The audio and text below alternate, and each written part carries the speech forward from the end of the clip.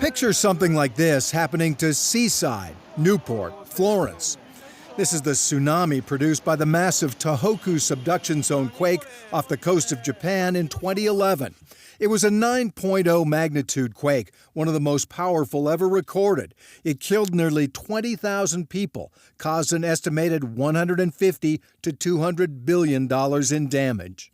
And Oregon State geologist Chris Goldfinger, a subduction zone quake specialist, calls what happened in Japan almost a success compared with other similar disasters. Around the Indian Ocean, they lost 250,000 people, and they lost only 20,000 in Japan. And so doing 10 times better was the result of education and resilience and training and all of the things the Japanese have done over the last 1,000 years to become resilient. Resiliency is the ability to bounce back from a challenge, and this is one of the biggest challenges the Pacific Northwest will face.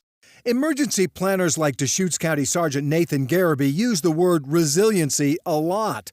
We'll all need it, he says.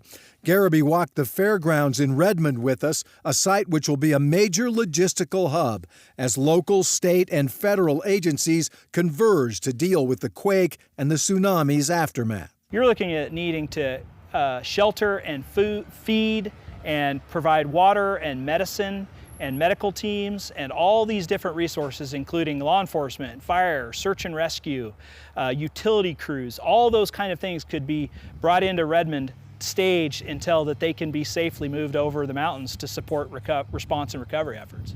We can expect a major active military and National Guard presence. And if you look at what the military does really well, and that's coming into austere environments with lots of people and lots of stuff and being able to move that and move it efficiently and safely, they're going to have a huge role in the response. They can handle an airlift. They do airlifts really well. The fairgrounds are well placed next door to the airport and close to the Forest Service's Redmond Air Center.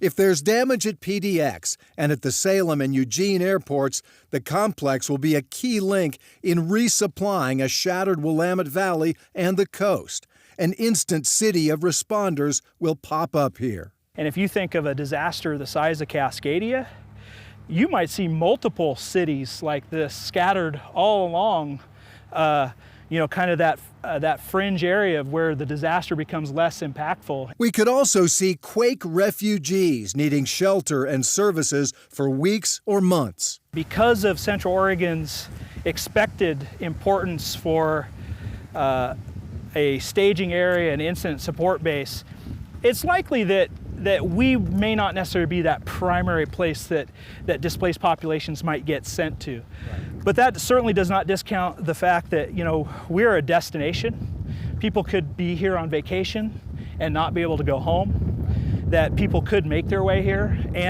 or out of necessity, it might be necessary to move people out of the gravely impacted areas to Central Oregon. Being prepared, having supplies on hand, and taking care of ourselves will free up emergency responders to concentrate on the big picture. The first responders are going to be caught up in the most affected areas. So while they're doing that, we're here taking care of ourselves.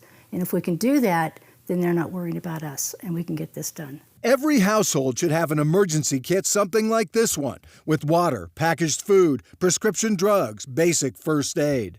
Remember, with highways damaged and transport disrupted, we can't count on stores or gas stations being restocked. Depending on damage across the mountains, we could be fending for ourselves for quite a while.